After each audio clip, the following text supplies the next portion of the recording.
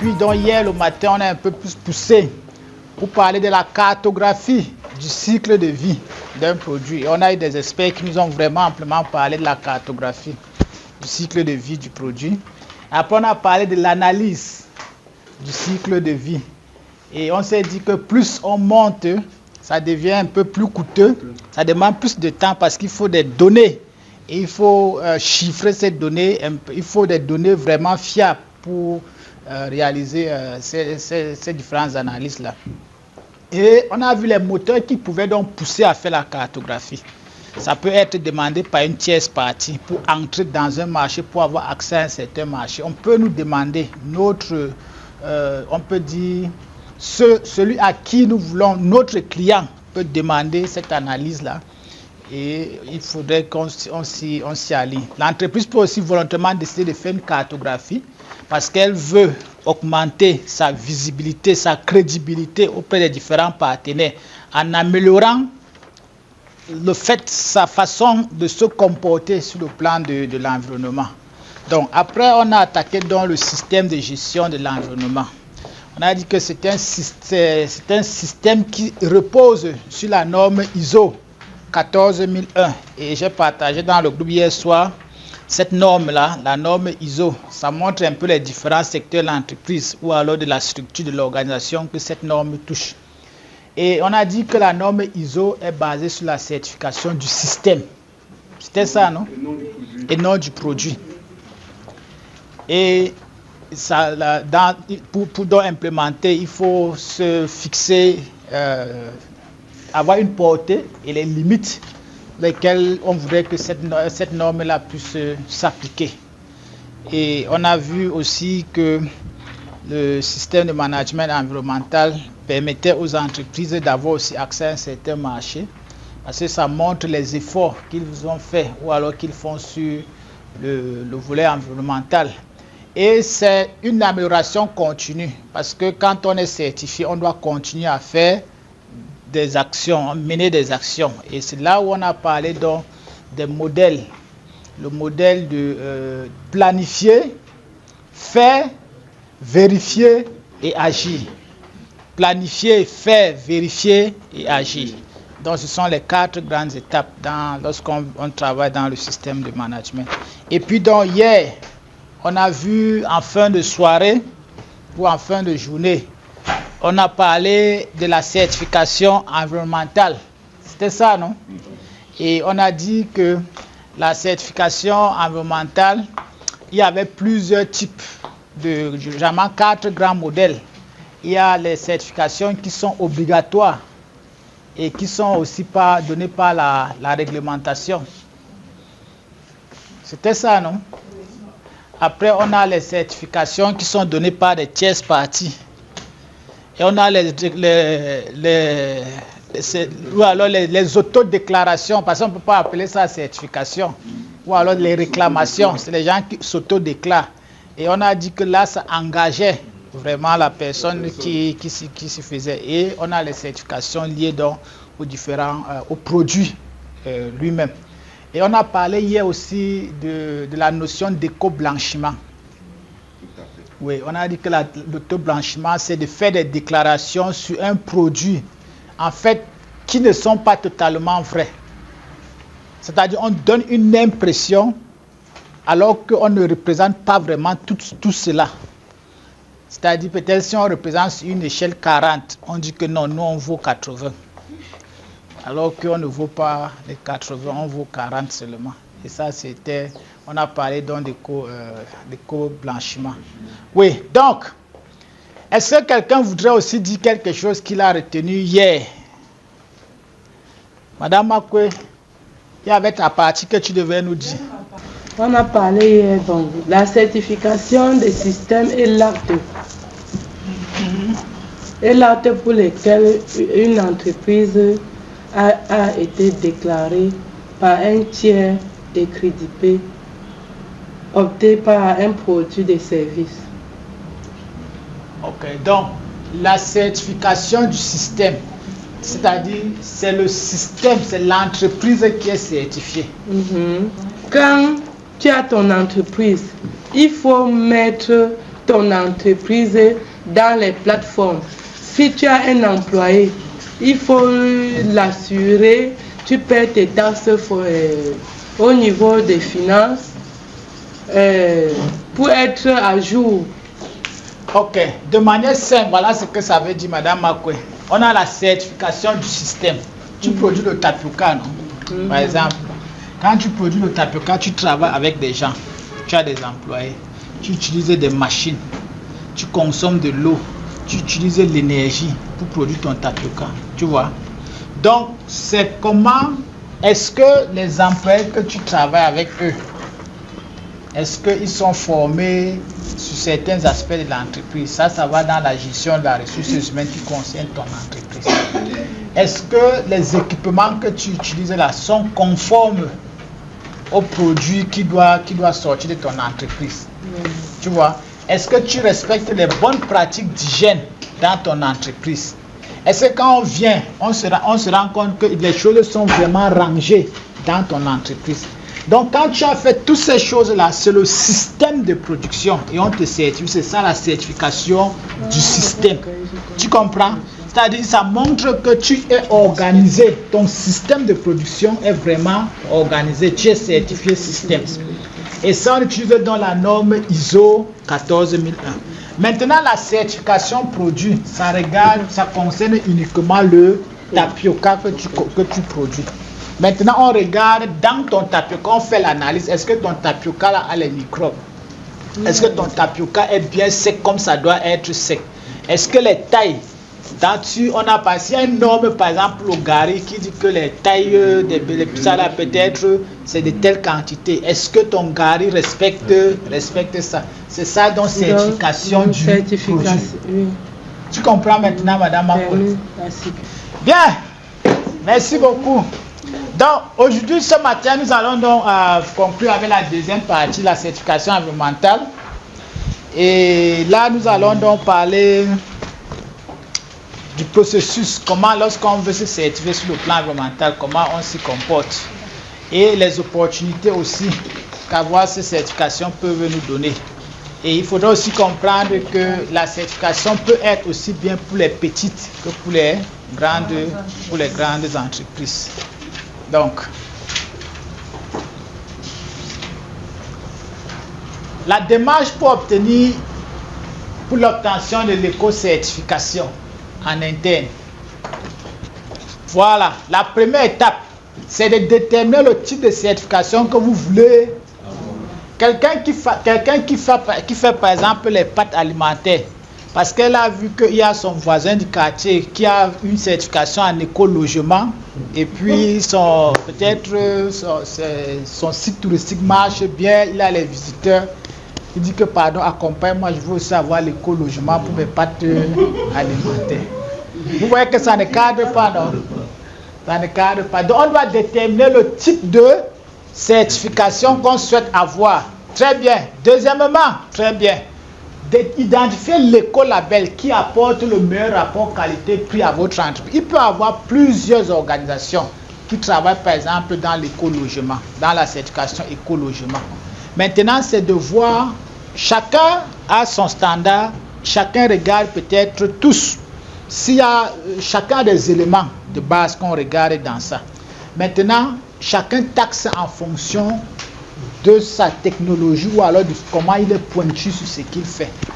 Maintenant, à toi de voir, toi qui veux t'engager, quel est l'écolabel, quel est le type de co-logement que tu dois choisir. Faire un rapport entre la qualité et le prix. Vous voyez? Faire un rapport entre la qualité. Disons un exemple. Si on prend le cas de la certification sur les écologements, les écolabels écologements, on sait que les grandes villes touristiques, par exemple Kribi au Cameroun, c'est une grosse ville touristique. Beaucoup de gens y vont pour le tourisme. Bon, on va peut-être, prenons une ville qui peut aussi être touristique et tout ça. On peut prendre quelle ville? Limbe. Bon, même ça, elles sont des villes reconnues. Je veux une ville simple comme ça là que. Non, il y a les gorges de cola avec. Bon, Prenons Limbe, Kribi et Batouri. On sait que Kribi, il y a des choses qui attirent vraiment des gens pour venir et il y a des structures. Bon, Batouri, il peut y avoir des choses qui attirent des gens pour venir découvrir, mais sur le plan touristique, quand on classe, on voit vraiment que Kribi est un peu plus loin. Maintenant, quelqu'un qui veut faire une certification éco-logement à Batouri ne peut pas aller chercher le même type ou alors de certification éco-logement que celui qui est à Kribi. À ça, à Kribi, il faut se mettre au top parce qu'il y a des concurrents. Il faut avoir vraiment quelque chose qui te distingue, qui te met vraiment au top par rapport aux autres. Or, ici, peut-être si tu as le plus basique qui montre que au moins tu as une idée de ce que c'est que l'éco-logement, les gens qui viendront, tu auras ta clientèle et tu auras moins dépensé pour avoir ça. Donc c'est ça ici. Premièrement, il faut d'abord savoir le type qu'il faut choisir. Maintenant, dans ça, il y a plusieurs catégories. Il faut donc voir la catégorie en termes de qualité et en termes de prix qui correspond à ce que tu veux faire. Oui, Cyril. Troisième, identifier qui peut vous aider dans le processus. Très bien. Identifier qui peut vous aider dans le processus. C'est-à-dire de voir les tierces parties, les qui accompagnent dans cette certification. Parce que la certification, on a dit, c'est les tierces parties qui accompagnent, sauf si vous voulez faire une autodéclaration. C'est-à-dire vous-même vous arrangez vos choses, vous construisez vos choses comme vous pensez. Après vous dites que vous êtes éco-logement, mais ça vous engage. C'est une autodéclaration. Oui.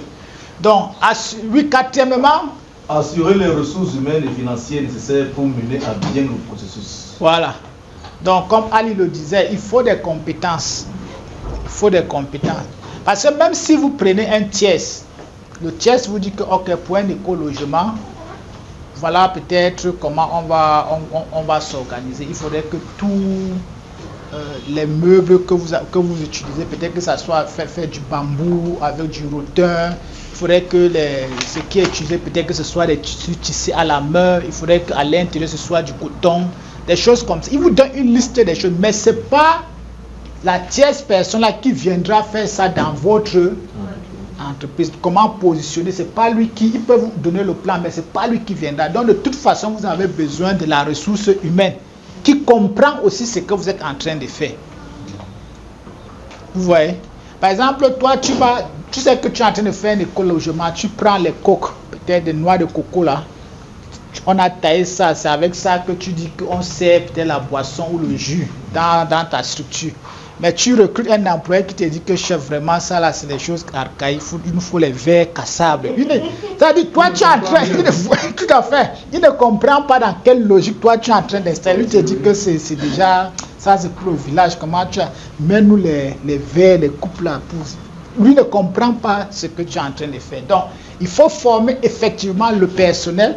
Il faut avoir la ressource humaine qui comprend effectivement ce que... Quand vous avez des employés qui comprennent où est-ce que vous êtes en train d'aller, le travail devient facile.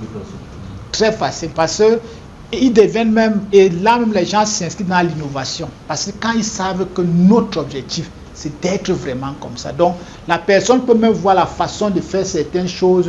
Et même dans le travail, ils innovent parce qu'ils savent où est-ce qu'ils sont en train d'aller.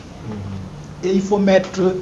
la finance. Donc il faut évaluer les ressources humaines et il faut que la finance soit là pour que le processus avance. Oui, il y avait une main. Oui. Mais au niveau du cadre là, assurer les ressources humaines, est-ce qu'à ce niveau-là, les ressources humaines vont agir comme faisant un suivi évaluation ou bien l'équipe de ressources humaines pour l'organisation va donner des outils que l'entreprise va mettre en œuvre?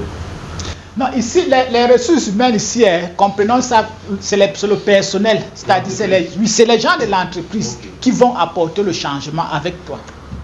Une fois que le directeur a validé, il faut mobiliser toute la ressource humaine que tu as, ton personnel, pour accompagner la mise en œuvre.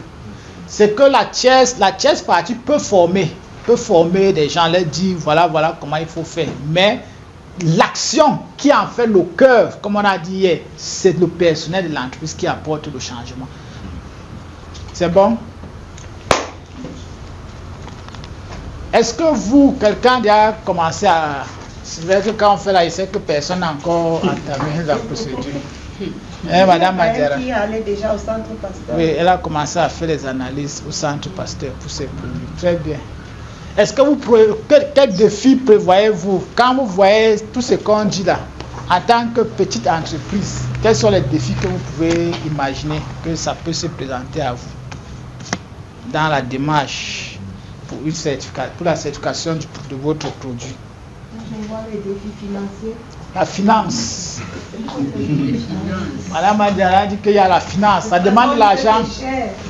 Bon, oui, Marius. Moi, je pense que la première des choses, c'est l'information. Si on a la bonne information, là, on pourra savoir qu'est-ce qui est prévu pour les petites entreprises, par exemple. Est-ce que c'est la même chose comme les grandes entreprises?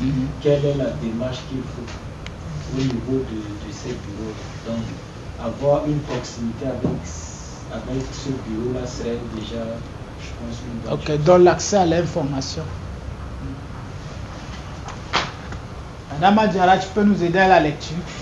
Défis spécifiques pour les PME. Coûts élevés. Le fardeau financier des processus de certification, y compris les audits, la conformité et les frais de licence peut être écrasant. Donc pour les PME, c'est vraiment l'une des grosses contraintes pour les PME d'avoir ces certifications-là. Deuxièmement, manque de ressources internes.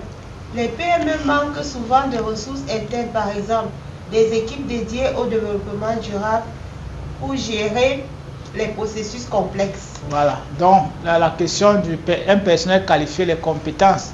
Donc, parce que les PME, comme c'est des petites entreprises, non seulement le nombre d'employés n'est pas grand, ça réduit déjà la chance d'avoir dans ton personnel quelqu'un qui comprend les concepts de développement durable et qui peut s'engager à travailler là-dedans. Et même s'il travaille, il faut qu'il soit multitâche parce que tu ne peux pas seulement consacrer quelqu'un au développement durable et le payer. Peut-être il doit être comptable développement durable ou alors producteur développement durable, tout ça. Oui. Complexité des normes. La complexité et les exigences techniques des certifications environnementales peuvent être plus difficiles à comprendre pour les PME. Difficulté à rivaliser avec les grandes entreprises. Les grandes entreprises peuvent plus facilement absorber les coûts de la certification, ce qui leur confère un avantage concurrentiel. Contrairement aux PME. Donc plus on est grand, peut-être c'est l'adage qui dit qu'à celui qui a, on donnera encore. Donc il est grand, il a la possibilité d'avoir plus d'entrer sur des gros marchés. Oui. Accès limité au marché. Les petites entreprises peuvent avoir du mal à accéder aux mêmes marchés mondiaux que les grandes entreprises en raison du coût et du temps requis pour se conformer aux normes de certification internationale. Voilà. Donc pour les petites entreprises, ça va prendre un peu plus de temps. Parce qu'il y a les finances qui sont là, il y a le personnel. Donc les grosses entreprises vont un peu plus rapidement parce qu'ils peuvent accélérer le processus. Et comme c'est une question de temps, et hier je pense qu'il y a un groupe qui nous a parlé de... Ça pouvait être un avantage ou un inconvénient. Je pense que c'est ça ici. C'était ce groupe sur le travail. Ils ont dit que ça ouvrait les portes pour les marchés internationaux. Mais ici, on pouvait aussi perdre les clients. Donc, en guise de conclusion, qu'est-ce qu'on peut dire? Les certifications environnementales peuvent être essentielles à l'accès au marché, ça on l'a dit. L'obtention d'éco-certification peut ouvrir les portes à de nouveaux marchés, en particulier dans les secteurs où la durabilité est un critère d'achat clé. Deuxièmement, les défis tels que le coût et la complexité constituent de véritables obstacles.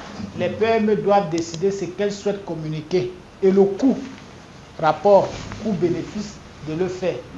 Les PME peuvent tirer parti des certifications locales spécifiques à un secteur. Au lieu de viser les certifications mondiales, les PME peuvent bénéficier des certifications locales ou spécifiques à un secteur qui sont plus accessibles et plus pertinentes pour leur marché.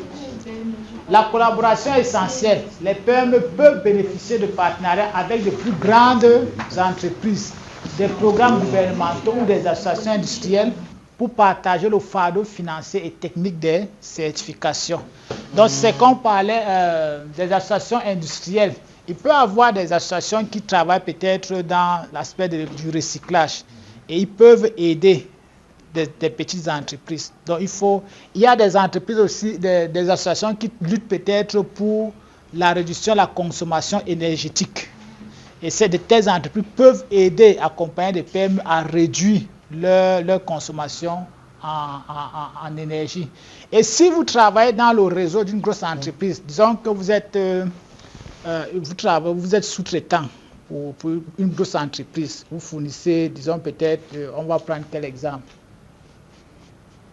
Une petite entreprise, bon, disons peut-être vous travaillez avec Nestlé et vous fournissez à Nestlé de l'amidon dans votre process. Nestlé, c'est une grosse entreprise. Vous pouvez parler avec elle, de vous accompagner, peut-être avoir un certain type de certification. Parce que c'est avoir ça renforce votre capacité et ça améliore aussi son image. Et dit que je travaille avec des partenaires qui sont certifiés, ils vous accompagnent et vous également, vous bénéficiez de ça parce que ça vous ouvre aussi les portes pour un autre marché. Donc, je pense que ce que nous avons à dire sur les questions de certification environnementale.